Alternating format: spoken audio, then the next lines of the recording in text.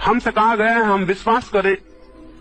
3-4 हजार वर्षों से ये बात दोहराई गई है कि हमें विश्वास करना चाहिए गीता पर, कुरान पर, बाइबल पर, महावीर पर, बुद्ध पर, कृष्ण पर, क्राइस्ट पर विश्वास करना चाहिए। हमें खुद विवेक करने की कोई जरूरत नहीं है, हमें दूसरे लोगों को स्वीकार कर लेना चाहिए। ये बहुत आत्मघाती बात है और जिस मनुष्य को सत्य को खोजना हो उसका रास्ता विश्वास का रास्ता नहीं हो सकता है। विश्वास का रास्ता तो अज्ञान का और अंधकार का रास्ता है और जो भी विश्वास कर लेता है वो अपनी गति को अपने हाथ से कुंठित कर लेता है, वो अपने पैरों को अपने हाथ से काट लेता है। आपने कभी किसी विश्वास करने वाले व्यक्ति को सत्य को उपलब्ध होते देखा है?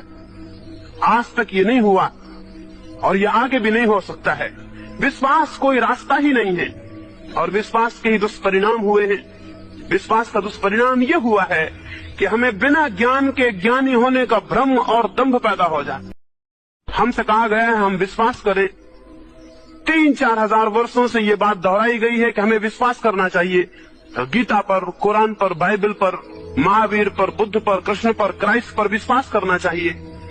हमें खुद विवेक करने की कोई जरूरत नहीं है, हमें दूसरे लोगों को स्वीकार कर लेना चाहिए। ये बहुत आत्मघाती बात है और जिस मनुष्य को सत्य को खोजना हो उसका रास्ता विश्वास का रास्ता नहीं हो सकता है। विश्वास का रास्ता तो अज्ञान का और अंधकार का रास्ता है और जो भी विश्वास कर लेता है वो अपनी गति को अपने हाथ से कुंठित कर लेता है, वो अपने पैरों को अपने हाथ से काट लेता है।